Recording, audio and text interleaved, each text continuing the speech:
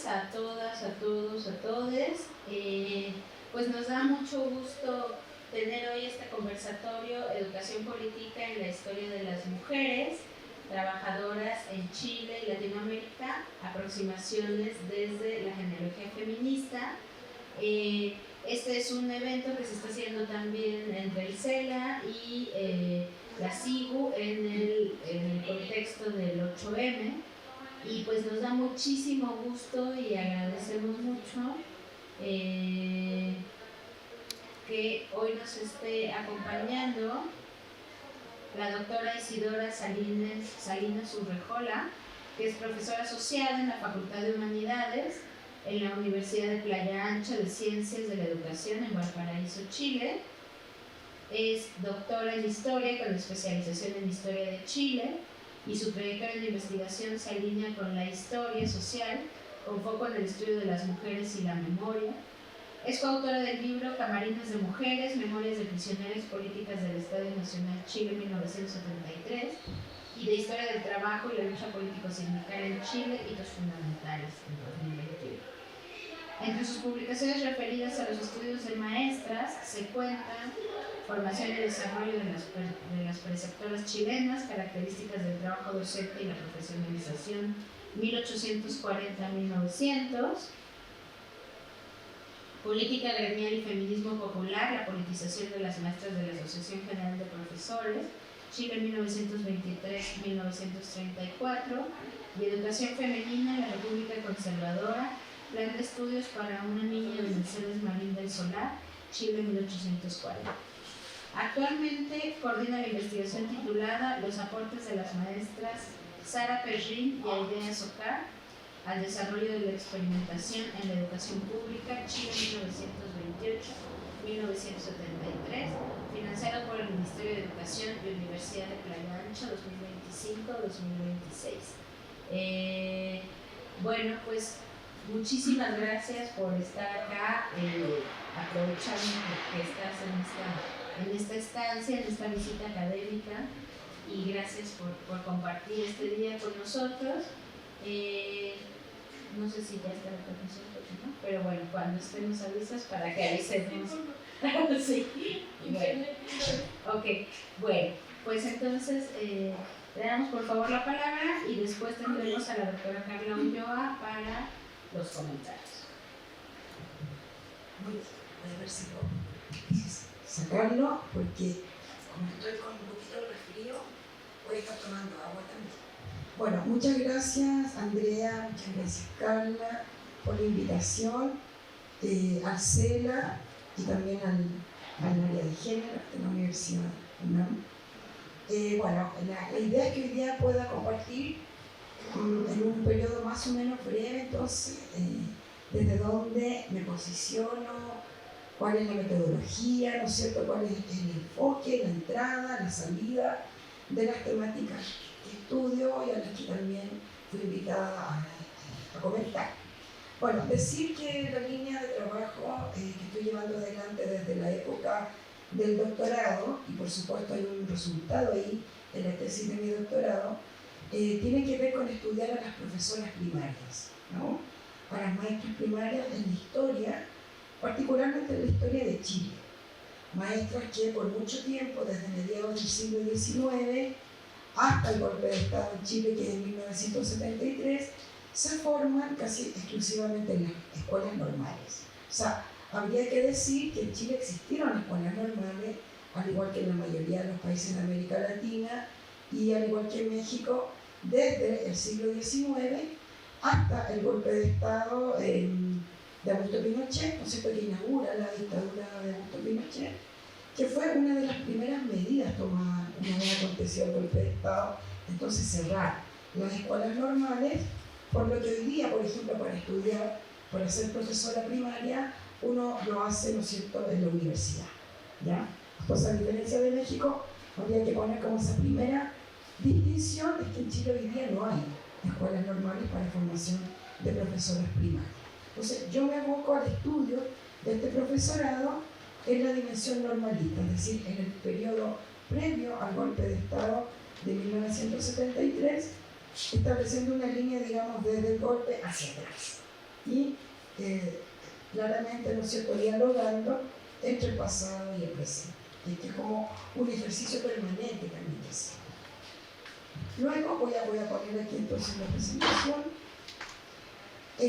Para empezar a hablar, voy a entregar algunas referencias en la primera parte de la intervención de cuáles son algunas autorías importantes para Chile, que son miradas historiográficas que toman, que provienen de la historia social, pero también toman la genealogía feminista, ¿no?, para investigar y para caracterizar históricamente no solo a las profesoras, sino a distintos sujetos femeninos en la historia de Chile.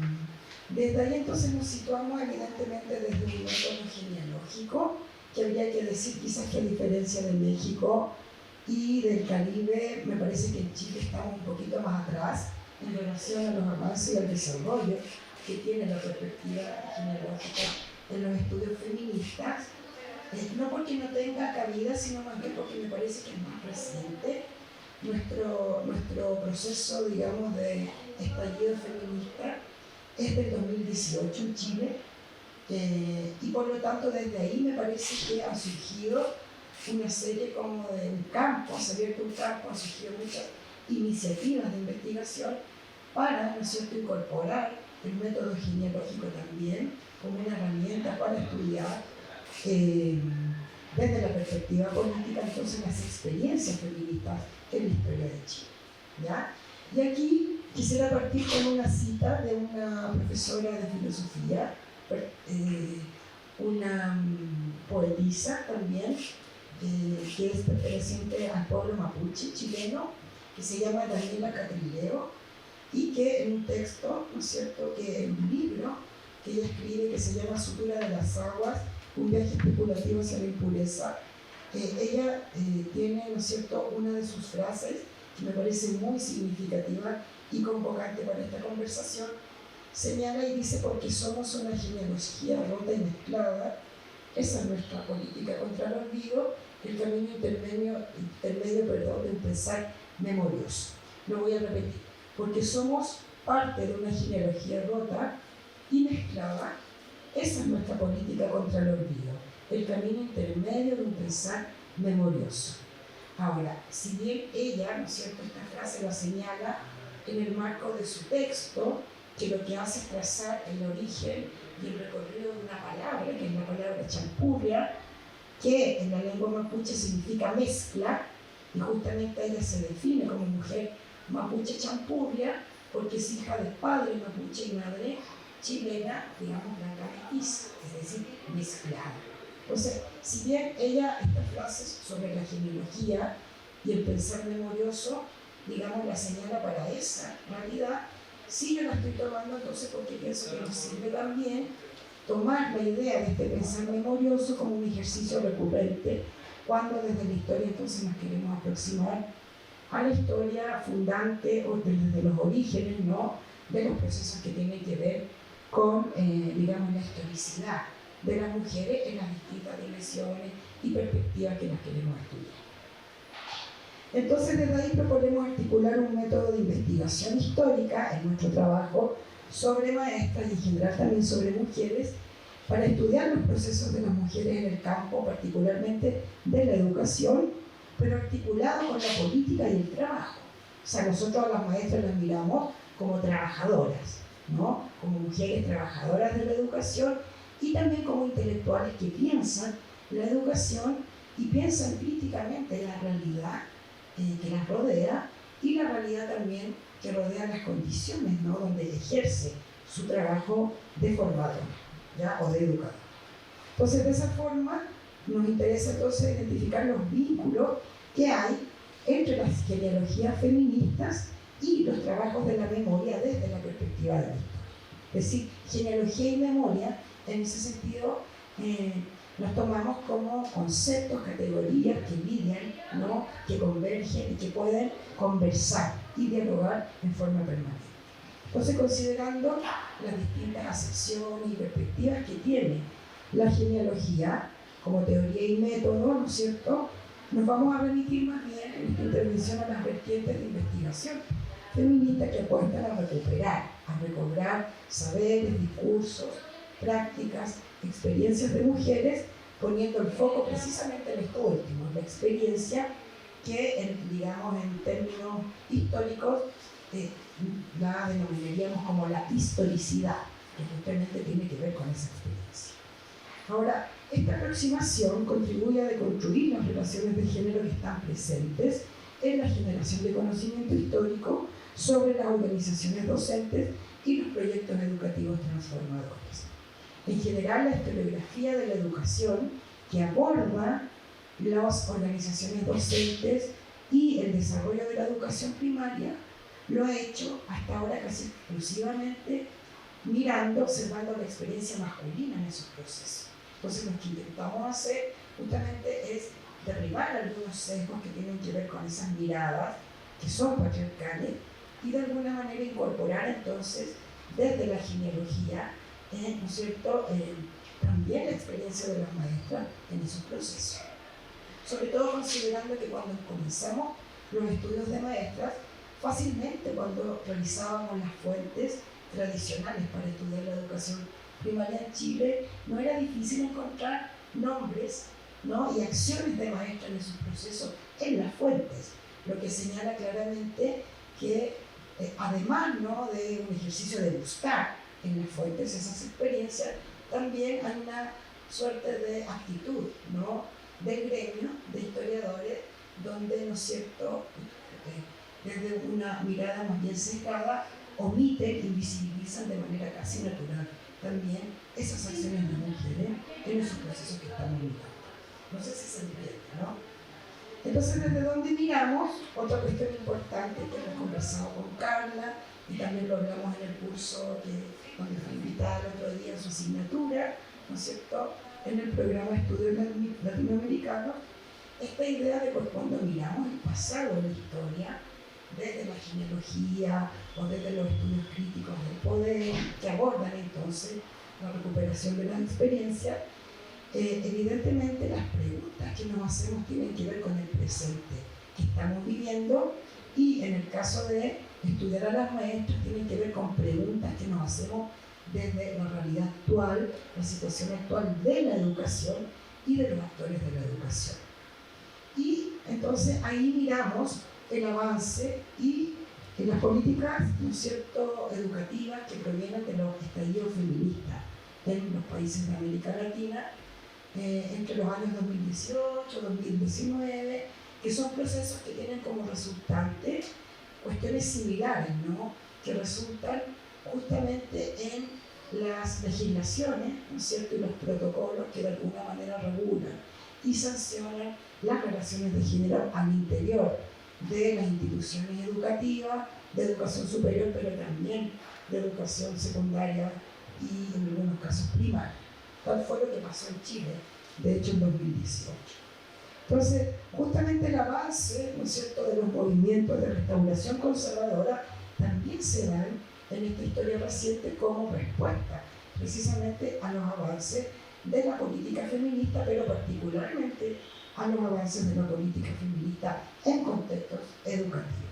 Entonces, desde ahí nos preguntamos también por cuál es la importancia, ¿no?, y de alguna manera la utilidad que tiene estudiar momentos, episodios, experiencias de las profesoras de la historia, entre otras cosas para develar cuestiones que han sido sumamente invisibilizadas, omitidas, ¿no es cierto?, y han quedado rezagadas en el olvido, como por ejemplo hitos feministas en la década de 1920, probablemente de las acciones, escrituras, maestras, ¿no es cierto?, articulaciones de profesoras primarias en esa década, que dicho sea de paso interesante, porque es una década donde se está articulando una organización de profesorado primario, ¿no es cierto?, unitaria a nivel nacional en Chile.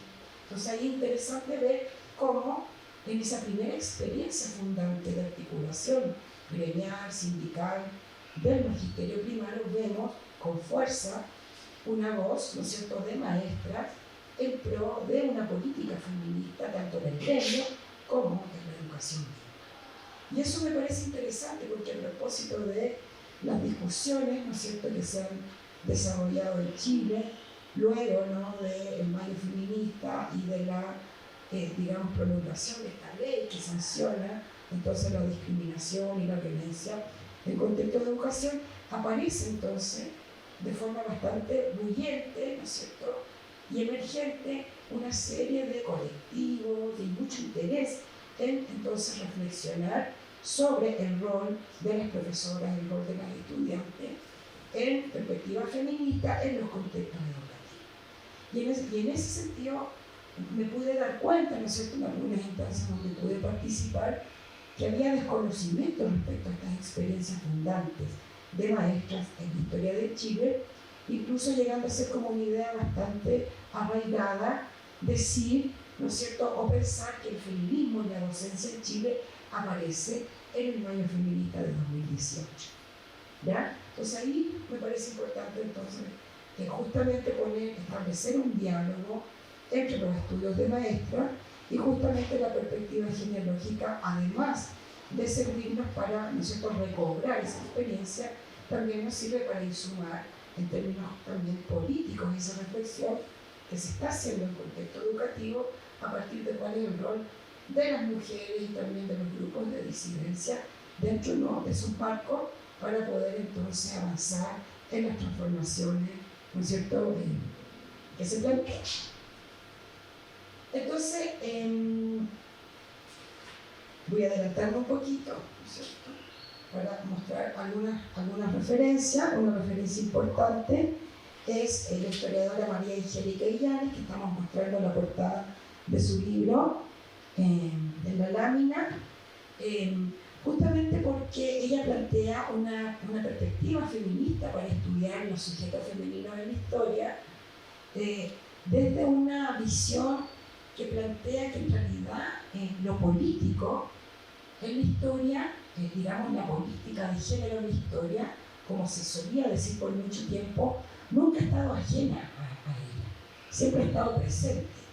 Y es más, lo que dice es que la teoría de género se ha venido historizando, aproximando a lo real histórico, empapándose de heterogeneidad, ¿no es cierto?, de complejidad, de dinamismo, interacción con otras categorías, todo lo cual permite, a juicio, digamos, de la autora, situar al género dentro del campo de la historia social y de la historia política. Es decir, lo primero que dice es que la historia social, que es de donde yo entro, digamos, al estudio de la historia también, no está, digamos, desatendida o desarticulada con los estudios de género. Más bien, son campos dialogantes, ¿ya? Esa es una primera cuestión interesante que en términos de debate historiográfico en Chile aún no hay, digamos, un consenso, digamos, abierto respecto a esto, sino que se ve la historia de género como un campo separado de la historia social, ¿ya? Justamente porque la historia social también tiene referentes patriarcales, ¿no?, cuando se crea Chile en la década de los 80. Entonces ahí hay ciertos todavía, ¿no es cierto?, tira y afloja que ha costado, ¿no?, a lo mejor dilucidar de mejor manera. Entonces, desde esa referencia me parece importante María Angélica Illanes, en la medida que plantea que no hay que considerar lo político como un campo exclusivamente masculino cuando estudiamos la historia, como lo vio inicialmente el feminismo, ¿no?, sino como una construcción de poder cargada de género, en la cual cada sexo cumple el rol público que se le asigna en la tarea política común de la construcción de un sistema social. Entonces, en definitiva, la idea, ¿no es cierto?, que tanto maestras como trabajadoras sociales, parteras, matronas y los distintos oficios y profesiones de mujeres han estado, ¿no es cierto?, digamos, en la mirada, ¿no es cierto?, de la historia social, siempre como roles, en tantos roles sociales cargados de género. No, digamos, despojados de aquello, como podríamos haber pensado hace 30, 40 años atrás, cuando decíamos que las mujeres, al no ser sujetas de voto, ¿no?, y de ciudadanía política, porque todavía no había sufragio, entonces estábamos fuera de la política. Lo que viene entonces a decir María Angélica Illanes es que eso no es así, ¿no? Entonces cambia esa mirada que nos sirve mucho, efectivamente, para la entrada a los estudios de maestros en mi caso específico. Aquí tenemos otra referencia que es Elizabeth Hutchison, que estudia la política de género del movimiento obrero. Seguramente no voy a poder profundizar mucho, lo voy a mencionar. Es otra referencia interesante, al menos para mí, en experiencia, digamos, investigativa personal. Y luego también Heidi Tinsman, en este libro que se llama La tierra para quien la trabaja, donde mira el género y la sexualidad en la reforma de la ley chilena, que dicho sea de paso se produce de forma mucho más tardía que en México, porque es de la década de 1960 en Chile. ¿Ya? Entonces aquí tenemos algunos ejemplos que por el tiempo no voy a poder profundizar, pero solamente dejar señalado para quien quiera entonces consultar posteriormente esos trabajos que son sumamente interesantes. Y luego entonces los objetivos, ¿no? Un poco en este marco referencial, historiográfico, que proviene de la historia política y social del género en Chile, para incorporar entonces la perspectiva de la genealogía como herramienta que nos sirve para recobrar experiencia, pensamiento, ¿no? Pero también para conectarnos, ¿no? Con las preguntas del presente y poder, digamos, aportar a la reflexión política de los espacios feministas en contexto educativo. Entonces, interrogar las posibilidades que ofrecen las organizaciones docentes del siglo XX como escenario de despliegue de posturas feministas y emergencias subjetivas de maestras primarias es un eje que tiene la investigación. Y también, para el caso de lo que voy a hablar ahora brevemente, el objetivo entonces problematizar el desarrollo del feminismo al interior del gremio del magisterio primario, que también es importante decir que está compuesto mayoritariamente por, digamos, presencia femenina, donde identificamos entonces puntos de convergencia con planteamientos de un tipo de feminismo maternal, que es un feminismo bastante, digamos, no sé cómo llamarlo, conocido, donde hay mucha visión, ¿no es cierto?, importante en el siglo XIX, ¿no es cierto?, sobre todo desde el pensamiento feminista liberal, donde también en Chile ese tipo de feminismo es el que más se ajusta a las condiciones de ser maestra, precisamente porque pone a la madre como un lugar del feminismo, desde donde perfecciona a la familia, pero también perfecciona el rol de la mujer en tanto madre, digamos, que es su tributo por excelencia. Entonces, ese feminismo es muy propicio para justamente que en el primer periodo del magisterio primario en los años 20, para que los maestros entonces se sitúen y hablen desde ese lugar. Y también es muy interesante ver cómo los maestros, digamos, de género masculino, también adhieren a ese tipo de feminismo justamente porque está ensalzando a la madre, digamos, como lo central dentro de pensar entonces cuál es el rol de la mujer maestra, ¿ya? Pero también identificamos aproximaciones al feminismo de clase en este periodo, considerando que es un periodo álgido de conflicto social propio de países que están transitando desde un tipo de capitalismo, ¿no es cierto?, a secas, un Estado, capitalismo liberal, hacia un Estado, ¿no es cierto?, con características sociales que ya se va a producir entonces hacia mediados de la década del 20 y ya en la década del 30.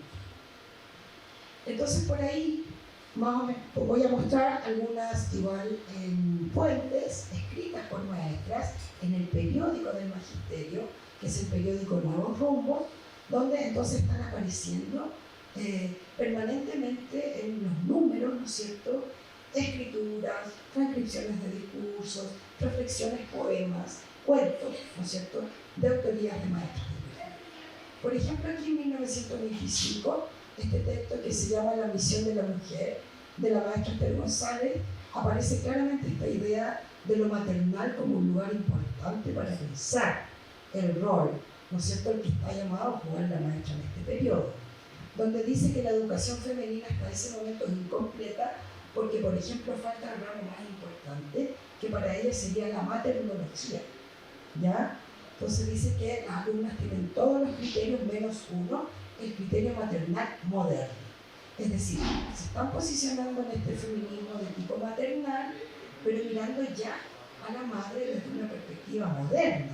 Es decir, no la madre esta, ¿no es cierto?, que estaba recogida en el hogar, y que prácticamente para salir a la calle, como el caso de estas mujeres de clase alta, debían salir tapadas, ¿no es cierto?, con un velo, bajo preceptos, digamos, muy conservadores y muy patriarcales de corte católico, ¿no? Entonces, si bien está radicado en lo maternal, es una concepción maternal moderna, porque también estamos transitando hacia allá, ¿ya?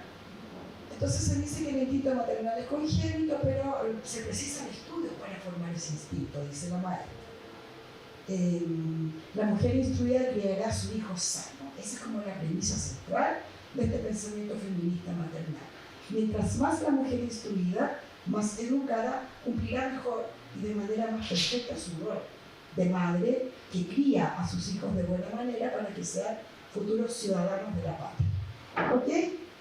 Y luego aquí vemos en la maestra Sara Perrin, este es un libro que publica el Magisterio en 1928, que se llama Cartas a las Maestras, pero si uno da vuelta a la primera página dice en la tapa Cartas Pedagógicas, pero luego en la segunda dice Cartas a las Maestras. Entonces, se llama Cartas Pedagógicas o Cartas a las Maestras, uno podría preguntarse, pero cuando uno lo lee, en realidad está escrito para las profesoras, ¿ya?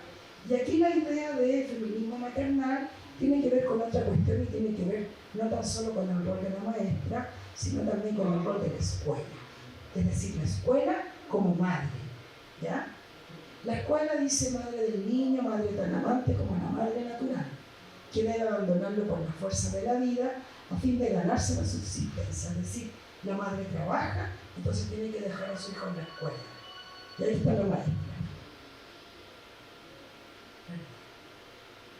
Y ahí está la maestra entonces. Entonces la escuela no podrá jamás desligarse de estos fenómenos socioeconómicos del mundo, antes bien puede ella remediarlos o servirlos. La escuela del porvenir tomará al niño con o sin desayuno, dice, a la faena y lo devolverá por la tarde cuando la madre retorna al hogar después del trabajo diario. Entonces ahí hay otra concepción, quizás un poco más crítica de la situación, de que la madre no es una sola, sino que hay distintos tipos de madre, y lo que las maestras están mirando es a la madre trabajadora, en tanto es la que necesita de alguna manera el soporte de la escuela para poder entonces desarrollar su doble o su triple, digamos, labor o trabajo como mujer. Luego aquí vemos un discurso de otra profesora,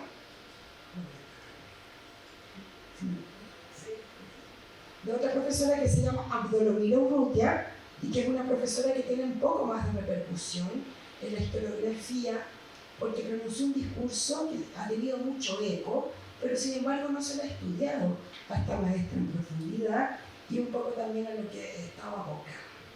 Bueno, Abdolomira Urrutia es importante justamente por el discurso que pronuncia en la quinta convención de profesores que se realiza en una ciudad del centro-sur de Chile que se llama Talca, ¿ya?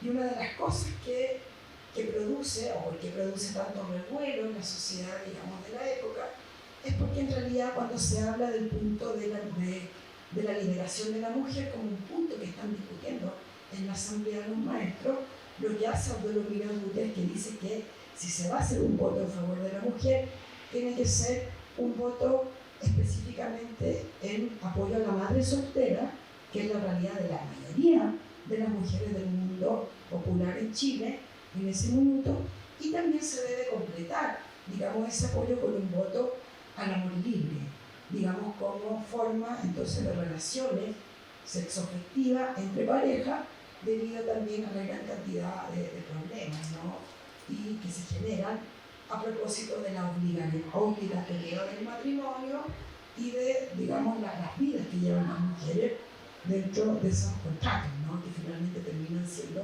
como dicen las maestras, especies de cárcel para las mujeres, donde es imposible escapar y mucho menos ser, ¿ya? Entonces, desde ese lugar, ella entonces pone una moción de voto que produce una discusión álgida y que finalmente termina resultando en un voto completo a favor de la mujer, que se va a traducir posteriormente en algunas acciones del magisterio organizado justamente apoyando públicamente la liberación de las mujeres, incorporando entonces la madre soltera y el amor libre como parte importante y un componente de esa liberación.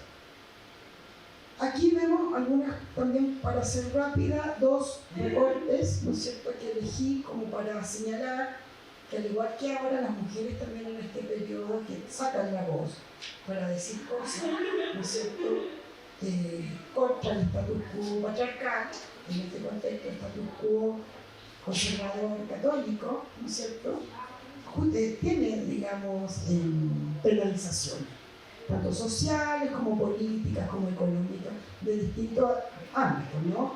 Y aquí, solamente para muestra un botón, hay muchas, digamos, repercusiones que tuvo el discurso de Autonomía. Trae un texto que aparece en el Diario Ilustrado, que es el diario, digamos, de orden conservador y católico, en Chile, donde titula Los escandalosos acuerdos de los profesores tomados en Talca, los frutos de la convención de profesores, el debate sobre la liberación de la mujer, el monumento a la madre soltera, la moción de patria. Sobre eso se trata entonces esta nota, donde efectivamente piden al gobierno y al ministro de Instrucción del periodo que hagan una denuncia, una querella contra Autonomía Urrutia y otras profesoras que intervienen, y que en definitiva tenga una pena, digamos, de ese tipo, ¿ya? Y luego, en un documento interno de la gobernación de la zona de Talca, hay un informe donde se señala, ¿no es cierto?, que es dirigido al gobernador, donde se señala que doña Autonomía Urrutia ha sido nombrada directora de una escuela de Rancagua, habiendo sido antes profesora de otra escuela, donde se dio a conocer como un elemento subversivo por sus campañas comunistas y a favor de la monarquía. Y luego dice también mantuvo relaciones con el profesor Carlos Sepúlveda Leighton, que es otro líder, digamos, dirigente del magisterio, que también en el mismo informe, que es una especie de lista negra, mencionan un poquito. Entonces, respuestas, ¿no? Respuestas que también podríamos, lo que se llama en historia el puente histórico, ¿no?, que de un periodo a otro aparecen conductas, fenómenos similares, ¿no?, porque están, digamos, fundados o anclados en situaciones que finalmente no se han resuelto históricamente, ¿ya? Y luego, para hacer el nexo con el feminismo de clase, lo decíamos que va desde el feminismo maternal al feminismo de clase, en la discusión dentro del magisterio, justamente a propósito de ese discurso de Autonomía, en un periódico de mujeres trabajadoras anarquistas que se llama Verba Roja y que está compilado en el libro, que ponemos ahí la portada, dice que en la Convención de Talca, la Asociación de Profesores de Chile, tuvo la mujer su primer gesto de rebeldía.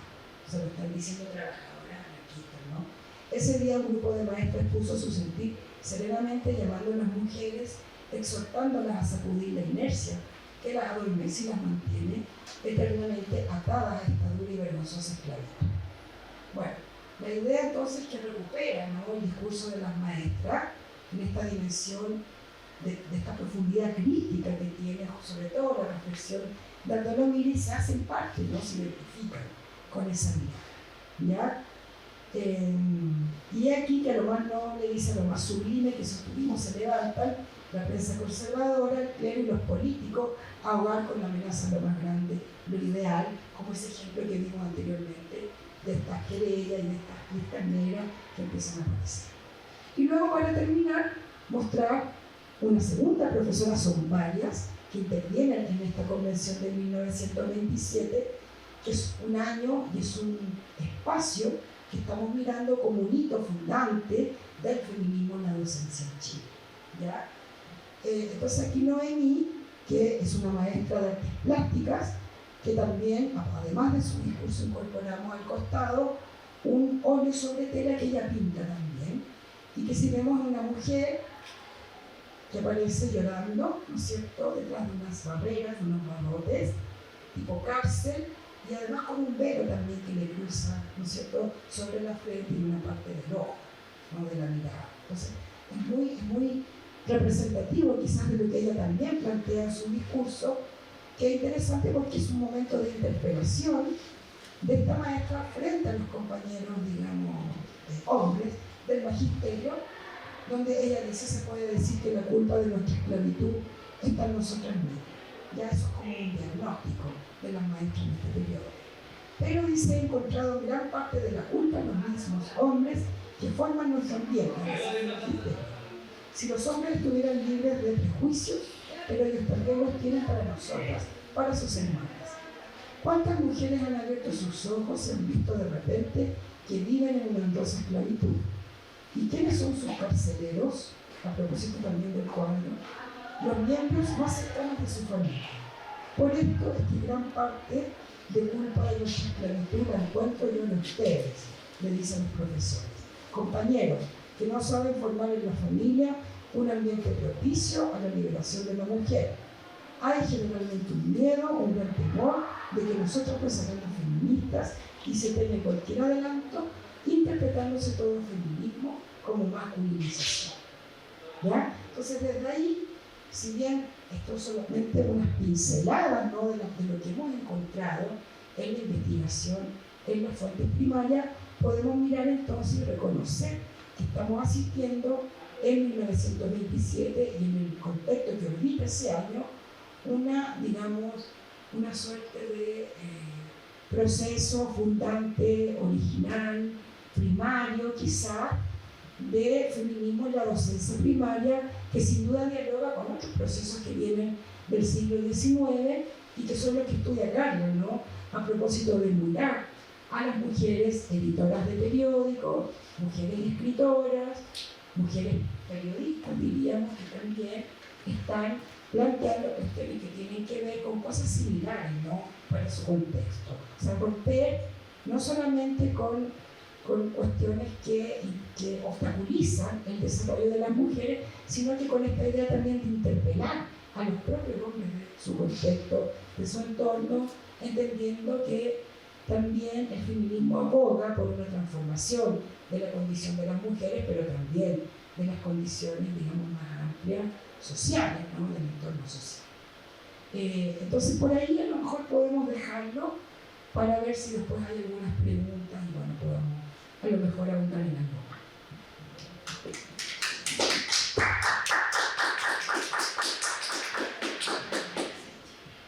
Gracias, Isidora. Me parece muy interesante todo esto que planteas porque justamente desde el Colegio de Estudios Latinoamericanos siempre planteamos que los fenómenos sociales están enmarcados en su historicidad, ¿no? O sea, no son cosas que empezaron hoy. Y claro, hay muchísima más visibilización a partir de 2018, pero creo que es muy interesante ubicar el papel de las profesoras también como pues parte de la dinámica social, ¿no? O sea, estar en el aula y estar en la escuela primaria y convivir con las infancias, pues siempre implica tener el pulso de lo que está sucediendo en la sociedad, ¿no? Entonces, creo que, por ejemplo, este asunto de entrar a la discusión del voto de la mujer, pero en su contexto, ¿no?, en el contexto real, no el voto como algo que está ahí etéreo como un derecho político, sino voto de mujeres solteras, de madres solteras, del amor libre.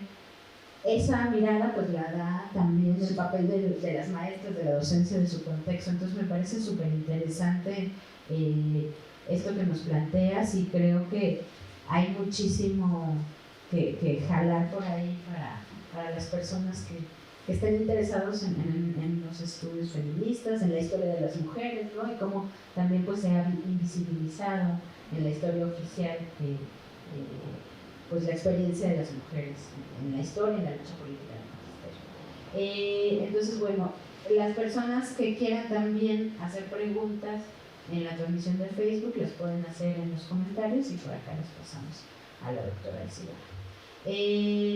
Y ahora, pues para comentar esta ponencia y también para hablar un poco de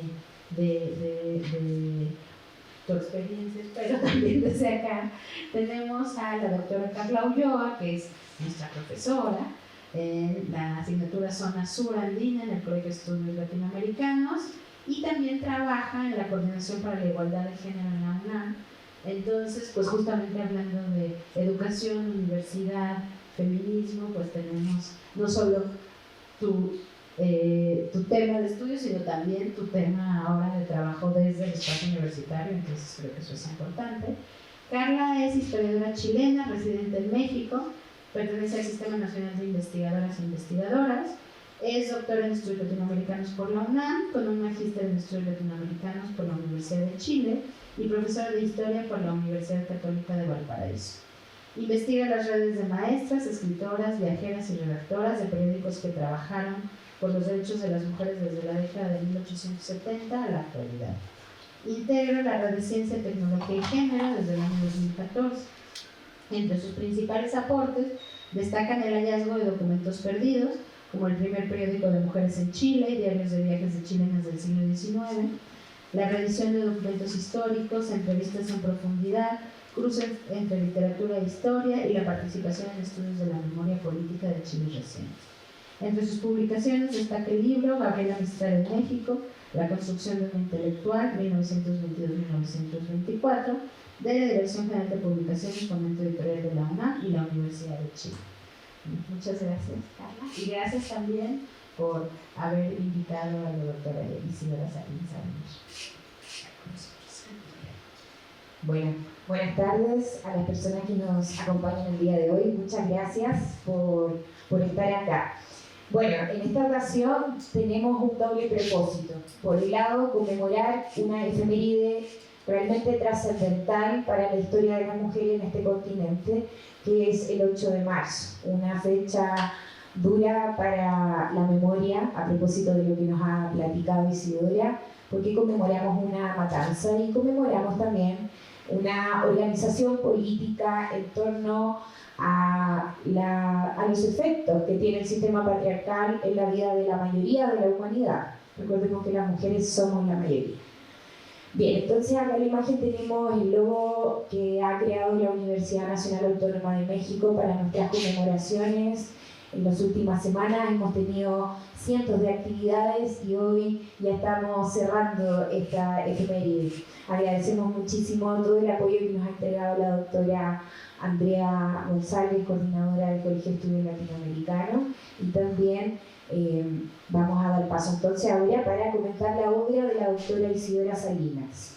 La doctora Isidora Salinas es una profesora visitante en nuestro colegio y ha participado en clases y en otras instancias educativas. Ella viene de una universidad centrada en la pedagogía en Valparaíso, como es una universidad pública y del Estado, la Universidad de Playa Ancha. ¿Por qué la hemos invitado al Colegio de Estudios Latinoamericanos de la UNAM? Porque tenemos una preocupación similar. Estamos en búsqueda de una historiografía justa para las chilenas, las latinoamericanas y para la humanidad. Una historiografía que se desprenda de los sesgos androcéntricos que han caracterizado nuestra disciplina desde tiempos inmemoriales, ¿cierto? Entonces, la pregunta que nos aglutina acá, a las tres expositoras que estamos participando, es si tenemos la posibilidad de tener otro tipo de historiografía, una historiografía más justa o una historiografía más centrada en la realidad social. Y a partir de lo que nos ha compartido la doctora Isidora Salinas, podríamos decir que sí, estamos en esa construcción. Al lado izquierdo de la imagen tenemos una alusión a la importancia de tener una ética distinta dentro de los estudios latinoamericanos, ¿cierto? El sur y nuestro norte, en el sentido de que estamos aunándonos entre países similares con características similares, ¿cierto? Como es el sistema patriarcal. También tenemos la imagen del periódico La Palanca, que fue un periódico feminista al cual hemos siempre acudido también con Isidora. Ciertas preguntas nos motivan entonces en la reflexión que nos acaba de exponer la doctora Isidora, que es ¿cómo historizar la vida de las mujeres en un tiempo y en un espacio determinado? Estamos hablando de la década de 1920, una década sumamente difícil para Chile, para Latinoamérica, a propósito de los vaivenes políticos, de las revoluciones, las revueltas también como en México y en otros lugares de nuestra América. O en un segundo lugar también nos preguntamos cómo atenuar los sesgos androcéntricos, racistas, clasistas, eurocéntricos, entre otros muchos, que tiene nuestra disciplina científica. Recordemos que la historia tiene un método específico, las ciencias históricas. Y en tercer lugar, cómo realizar una biografía en el caso de la maestra que nos presenta Isidora y que trabajamos también acá, radicalmente contextualizada, cómo acercarse a los documentos. Estas preguntas no son nuevas, ya las abordamos hace unos 4 o 5 meses atrás. El año pasado me tocó participar en el seminario Historiografía y Género, una lectura no androcéntrica de la historia contemporánea en México. Fue organizado por el Centro de Investigaciones Interdisciplinarias en Ciencias y Humanidades, el CEICH de la UNAM, y ahí nos reunimos varias historiadoras para reflexionar todas las semanas respecto de estas preguntas y de las preguntas que también atraviesan tu exposición, Isidora. ¿Cómo podemos conseguir un método diferente? Y muchas de nosotras hemos acudido a la genealogía como una posibilidad de tener un método distinto, una objetividad alta, ¿cierto?, dentro de la disciplina científica. Bueno, en este seminario de historiografía y género, que fue coordinado por el doctor Francisco Ávila del CEIC, en este seminario las historiadoras participantes reflexionamos en torno a la metodología y en dicha oportunidad nos preguntamos cómo hacemos lo que estamos haciendo, que es justamente la invitación que le formulamos a Isidora, que nos acaba de exponer cómo hace lo que ella hace. Y ahora me voy a dedicar entonces a profundizar un poco en torno al trabajo potente que ha tenido Isidora, no solo a partir de su tesis doctoral y de las últimas publicaciones, sino a lo largo de toda su carrera, ¿cierto? Bueno, acá tenemos entonces la posibilidad de entender la hazaña revolucionaria de las mujeres de nuestra América, tanto en Chile, en México, como en otros espacios del continente. Las maestras han estado abocadas al proyecto de liberar a las niñas, ¿cierto? Siempre en una lógica de dejar un aporte específico a la posteridad, ¿cierto?, que es la mejora de la condición de vida de las niñas y las mujeres en general. Acá también podemos visualizar algunas de las publicaciones de Isidora, las vamos a mencionar nuevamente para entender cómo el método de investigación feminista posibilita nuevas investigaciones profundamente ancladas en el método que tenemos, que es el análisis de documentos, pero también en el presente político que atraviesa la investigadora, ¿cierto? Como mencionaba Isidora, el contexto del 2018-2019, la emergencia de esta gran lucha feminista en las universidades chilenas, que implicó un año más o menos de paro, de toma, de movilización realmente generalizada en el país, que también se vivió en Argentina y en otros países, inclusive también en nuestra universidad. Entonces, bueno, en las publicaciones de Isidora podemos observar esta preocupación. Por ejemplo, en Educación Femenina en la República Conservadora, Plan de Estudios para una Niña, de Mercedes Marín del Solar, una gran escritora chilena del siglo XIX, que también reflexiona desde su feminismo liberal de clase terrateniente o privilegiada, ¿cierto?, sobre los preceptos que tienen las niñas a la hora de ser educadas, y ahí va reparando, ¿cierto?, en los vacíos, en las fallas que tiene el sistema. Invitamos entonces a las personas a poder acercarse a este texto, que está publicado en Anales de Literatura Chilena en el 2022 y está en línea. Luego, en un segundo lugar, el texto Política Gremial y Feminismo Popular, la politización de las maestras de la Asociación General de Profesores en Chile, 1923-1934, que está publicada en la revista Historia también del año 22. Vemos acá entonces como hay una línea de investigación muy clara, ¿cierto?, centrada en el rol de las maestras, con preguntas actuales sobre el pasado, ¿cierto? Siempre enfatizamos eso en la clase, en la asignatura acá en el Colegio de Estudios Latinoamericanos, y también lo hacen nuestras colegas, de estudiar el pasado con un profundo anclaje en el presente, ¿cierto?, para no cometer estas injusticias que mencionábamos al inicio respecto del desconocimiento de la complejidad del presente y por lo tanto del pasado.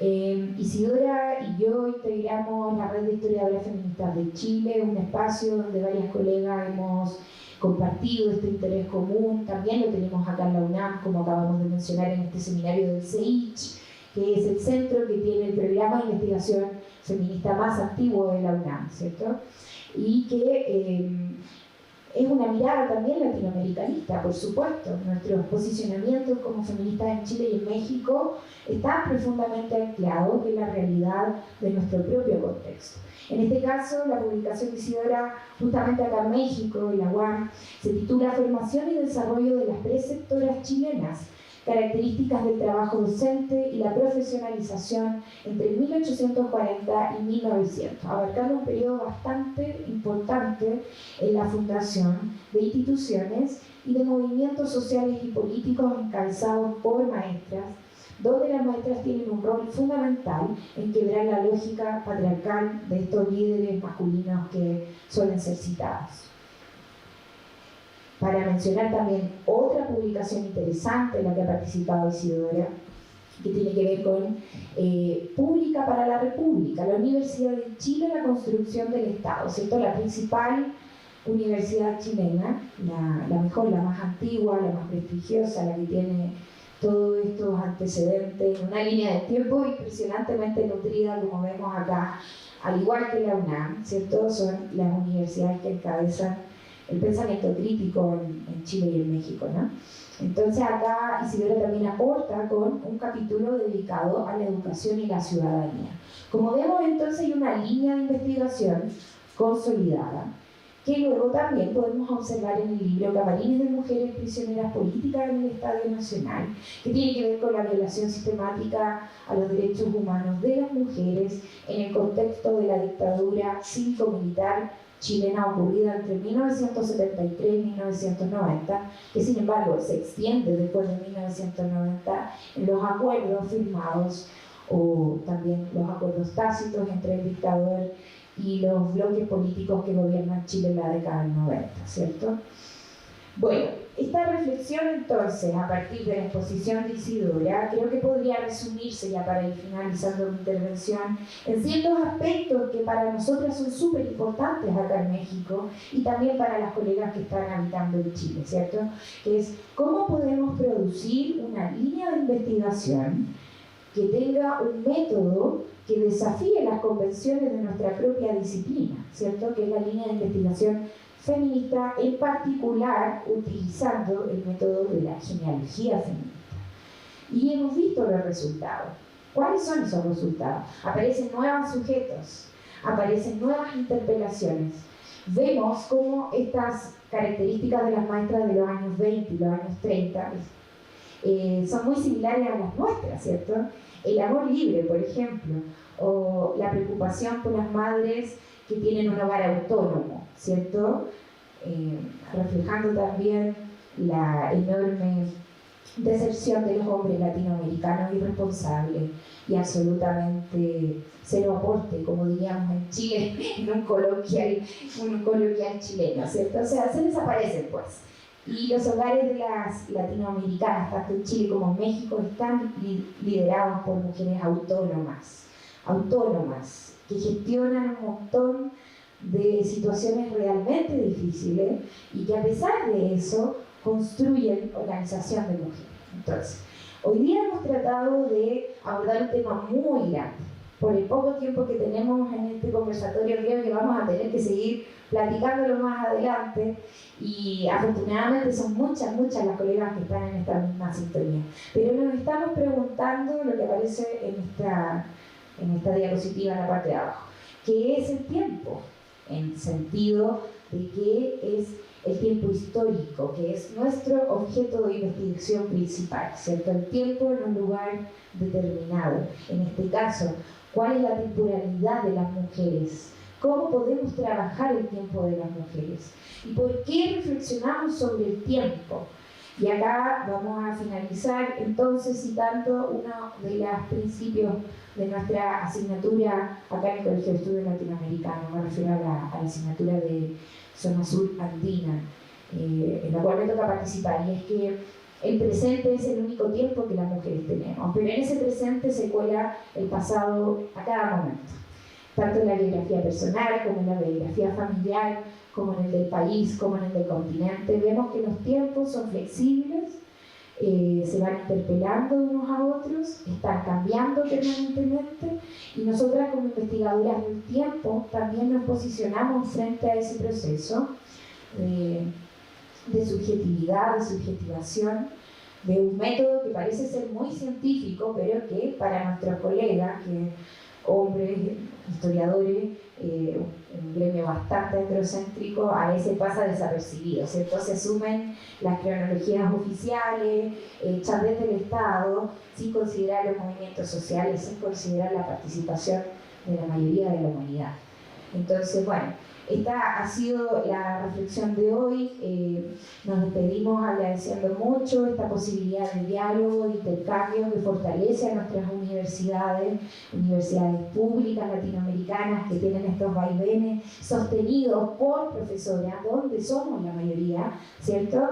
Y que nos permite a veces este lujo de poder visitarnos, de poder compartir, de poder abrazarnos afectuosamente, en carne, no solo leyendo, ¿no? Y no solo viendo nuestras conferencias, sino también haciendo el latinoamericanismo como corresponde, que es acá en presencial. Bueno, muchas gracias y le damos hasta acá de mi participación.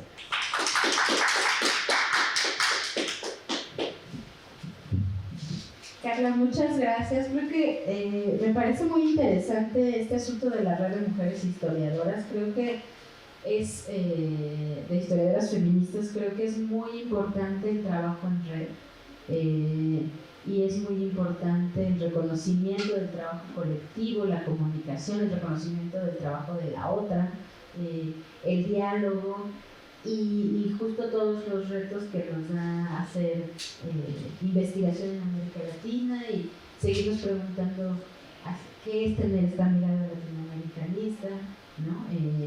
Y creo que eso pues solo se hace con trabajo solidario y respetuoso entre colegas, colaborativo y muchas gracias por eso y por este momento. Tenemos unas preguntas acá en la transmisión, no sé si hay preguntas acá, son varias. Entonces dice, dentro de la historia oficial se ha visibilizado el lugar de las maestras en Chile.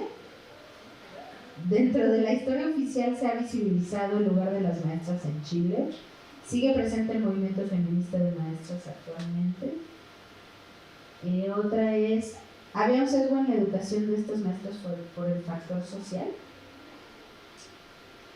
¿Cómo afectó la dictadura a este grupo de maestras?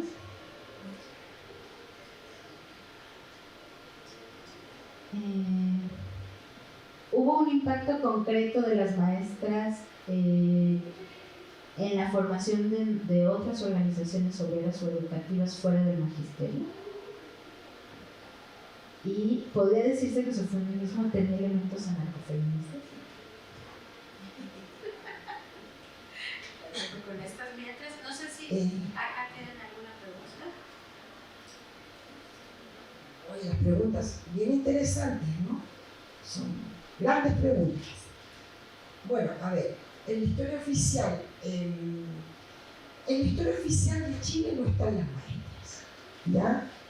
En la historia oficial de la educación aparecen, hay maestras que están consagradas en lo que diríamos una historia oficial de la educación y fundamentalmente son maestras que primero no son de la clase popular, son maestras del nivel de educación secundaria, principalmente son las que más han relevado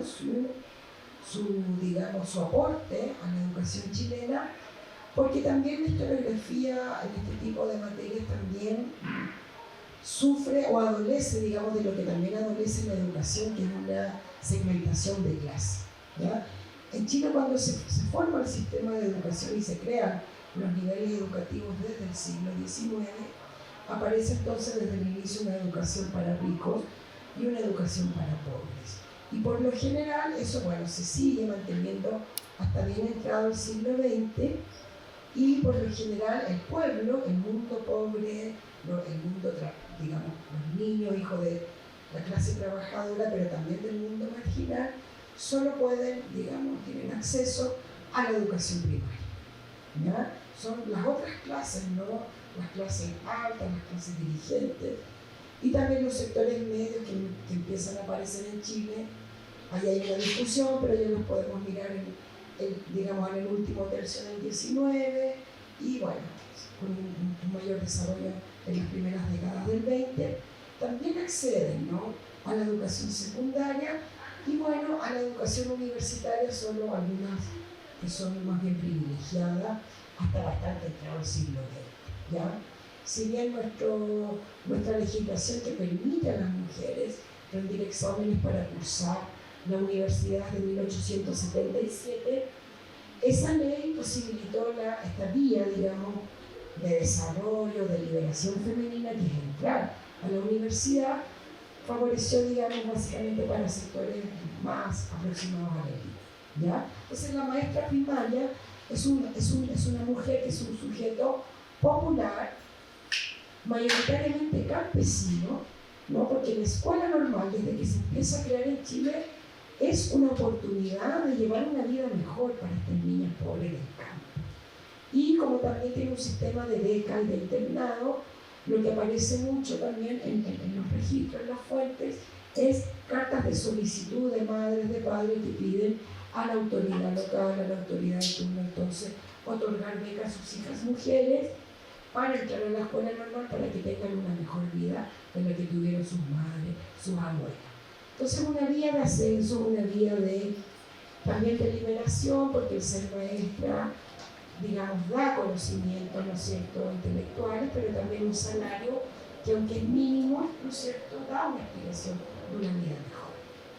Entonces, la maestra no está en la primaria tan presente en la historia oficial ni en las historias oficiales de la educación, ¿ya? Sí empiezan a aparecer recientemente, a propósito entonces digamos, de la ánimo, ¿no?, de una serie de colegas entonces que comienzan a estudiar estas trayectorias. ¿Cómo afectó la dictadura a las maestras? ¿Esa era la pregunta? Bueno, la dictadura afectó a todas las dimensiones de la vida nacional, incluida la educación como campo, ¿no?, de desarrollo, como un lugar importante, ¿no es cierto?, para el pueblo fundamentalmente, para poder llevar, ¿no es cierto?, para desarrollarse, digamos, socialmente. Y particularmente afectó a un proyecto educativo que proviene de estas maestras primarias, que no tuve tiempo de hablar, pero es un proyecto educativo que se llama la educación consolidada, ¿no es cierto?, que crea un tipo de instituciones educativas particulares que tienen ciertas condiciones que se ajustan al medio social donde están emplazadas este tipo de escuelas. Es una educación bastante crítica del sistema tradicional de educación chilena. Se comienza a fraguar en 1928 en una reforma integral de la enseñanza que se da en ese periodo y que está inspirada en los movimientos de escuela nueva y de escuela activa que son propios de este periodo también en América Latina, pero que trasciende justamente en un proyecto de educación para el pueblo chileno que se llaman escuelas consolidadas y que gran parte de estas maestras, de estas corrientes de maestras que yo identifico en esta línea feminista en el gremio, siguen, ¿no es cierto?, trabajando justamente en ese proyecto que termina en el año 73 en el golpe de Estado. Entonces, hay proyecciones de esa irrupción de maestras en la década de los 20, una irrupción feminista que si bien no vuelve a darse con la misma claridad feminista, sí se puede expresar en otros componentes del proyecto educativo, como la lucha por la coeducación, que también es una lucha, digamos, no se está luchando en este periodo por la educación feminista no sexista, sino que es la educación, digamos, la lucha central. Y digamos que se expresa también en otras luchas, pero que se entienden en un contexto distinto al contexto del siglo XXI. Entonces la dictadura afectó interrumpiendo la trayectoria histórica y la contribución que hacía el normalismo y ese tipo de profesorado para la historia nacional. Y después hubo impacto en las formas de organizaciones magisteriales. Sí, hubo un impacto concreto de las maestras, ¿sí?, en la formación de otras organizaciones obreras o educativas fuera de Esa pregunta así como específica no la sé, la respuesta, pero lo que sé es que sí había contacto sí había mucha articulación de las maestras con organizaciones del periodo.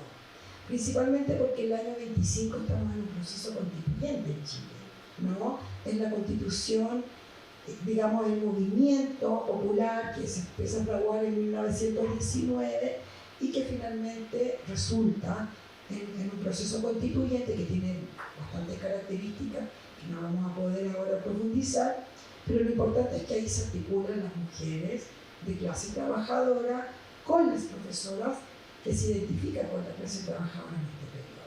Entonces, desde esa perspectiva sí hay impacto, no sé si en que se creen nuevas organizaciones, pero sí en la cualidad y en la política que se está discutiendo al interior de esas orgánicas, ¿ya? Donde la profesora es una más de la clase trabajadora y no es alguien privilegiado que proviene de un mundo educado, como quizás pudiera ser hoy día, no la figura de una profesora en el marco de una organización de clase, no lo sé. Eso podría a lo mejor apuntar así en términos muy generales. Gracias, Isidora. Gracias a las preguntas del público en línea. Y bueno, voy a elegir algunas porque son muchas, pero sobre los sesgos, que es algo que nos preocupa respecto de la metodología de investigación que tenemos. Pienso que además del sesgo patriarcal, que es muy evidente y que hemos señalado aquí muchas veces, en Chile y tanto en todos nuestros países colonizados tenemos un sesgo de carácter pigmentocrático, como lo solemos señalar, el racismo generalizado en el cual habitamos. En este sentido, las maestras que nosotras investigamos son maestras que no problematizan la racialización de la población. Por lo menos lo que me ha tocado a mí observar en los documentos que reviso permanentemente, que son de la década de 1870 hasta 1920, para el caso de Chile y para el caso de México, tenemos maestras que no están problematizando la racialización, sino que la asumen como algo natural y propio del sistema en el cual nos encontramos en estos últimos 500 años, que es un sistema ordenado jerárquicamente en torno a los colores de la piel. Lo que parece muy estúpido, pero que ha funcionado bastante, ¿cierto? Y ahí está la raíz del racismo que seguimos viviendo hasta el día de hoy. Podemos mencionar el caso de la doctora Elisa Loncón, una gran académica chilena politizada, presidenta de la Convención Constituyente, una gran lingüista formada aquí en la Ciudad de México también, una gran intelectual mapuche, que ha sido perseguida de una manera impresionante, ¿cierto? A propósito de toda la racialización contra el pueblo mapuche, la estigmatización y la persecución política del Estado de Chile contra las comunidades mapuche y del Estado argentino contra las comunidades mapuche, en específico contra las lideresas y líderes mapuches que son en gran parte presos políticos en la actualidad, tanto en Chile como en Argentina. Entonces, ahí podemos mencionar un caso concreto de cómo hay un sesgo fundamental en las maestras que nosotras estudiamos, y también el sesgo de clase, por supuesto, que siempre ha estado presente en una sociedad desigual como la que habitamos, capitalista. Hay una clase privilegiada y hay una mayoría que no goza de esos privilegios, entonces eso ya distingue una situación, ¿cierto? Por otro lado, la pregunta sobre el feminismo actual creo que tiene que ver también con la constituyente y con las organizaciones feministas en Chile. Hay un orden de organizaciones muy claro, ¿cierto? Hay colectivas, hay federaciones de colectivas, hay toda una estructura que sostiene la lucha de las mujeres organizadas, la lucha feminista, y me parece que es propositiva, que es un movimiento organizado, que es un movimiento potente, que ha sido el movimiento más vanguardista dentro de la actualidad chilena, el movimiento feminista, junto también con el movimiento mapuche, por mencionar algunos movimientos sociales que contribuyen a revitalizar el debate y la política actual. Y fundamentalmente sería eso. Para finalizar, señalar que 1973 para Chile implica una herida profundísima, muy potente, tal como significa 1492 para todo el continente americano. O sea, marca un antes y un después, una herida que tenemos abierta, que no ha sido sanada, que sigue ahí, a pesar de que ya son 53 años después del golpe de Estado. El genocidio sigue impune y fundamentalmente quiero decir que la dictadura cívico-militar tuvo un carácter extremadamente católico y machista, cuyo objetivo central de persecución política no solo fue a las personas organizadas políticamente en las escuelas, como maestras, maestros, estudiantes, y eso tiene que ver con los números, ¿cierto? Con la cuestión cuantitativa. La mayoría de detenidas y detenidos desaparecidos en Chile tenían entre 15 y 30 años de edad, a propósito de su participación en movimientos estudiantiles, sino que también la dictadura chilena se enfocó a perseguir el movimiento feminista, muy, muy claramente, no solo desde las jerarquías políticas, sino en el cotidiano vivir. Hay investigaciones al respecto para quien quiera revisarla. La organización que perseguía a las feministas se llamaba SEMA Chile, que era una organización sostenida por la esposa del dictador, y bueno, muy enlazada también al feminismo católico español del franquismo. Todas estas dictaduras se parecen, ¿cierto?, en su carácter absolutamente misógino y antimujeres. Hasta ahí lo dejaría como para finalizar. Sí, para decir una última cosa en relación a lo de Carla, quizás comentar que, bueno, nuestra experiencia también viene desde el Cono Sur, ¿no?, de América del Sur, pero además un país que está sumamente, digamos, posicionado literalmente en el sur, junto con Argentina. Entonces, a mí me gusta mucho citar a una filósofa argentina que se llama Alejandra Siriza, porque ella trabaja también la genealogía desde el sur. Y es muy interesante cuando dice que tanto en Chile y en América Latina tenemos una suerte de suelo, ¿no?, común, precisamente a propósito de las experiencias de nuestras dictaduras militares que tienen cosas similares, ¿no?, y se dan en periodos también más o menos similares. Entonces, desde ahí, la reflexión es que hemos asistido en la historia reciente de nuestros países a dos restauraciones conservadoras, a dos fenómenos de ese tipo. Uno es el que señala Carla, en la dictadura, cuando estamos en ese régimen, y otro que es particularmente, digamos, asombroso, porque es en democracia. Y son en nuestras actuales democracias cuando ya hemos acumulado una experiencia bastante importante como para pensar en los errores cometidos, ¿no?, en la historia de nuestros países, y que entonces aparece una restauración conservadora con fuerza, justamente como respuesta, entre otros, a los estallidos feministas que terminan o que un poco sostienen estas legislaciones, esta política de género que, ¿no es cierto?, que sigue avanzando y que en el caso de Chile tenía, bueno, represalias, ¿no?, como en 2021 esta persecución a la doctora Elisa Loncón, pero también a la, digamos, a la instrucción, al oficio, digamos, de algunos parlamentarios a la Universidad de Santiago de Chile para pedir los nombres de todas las académicas que, digamos, abordan el género en su carrera.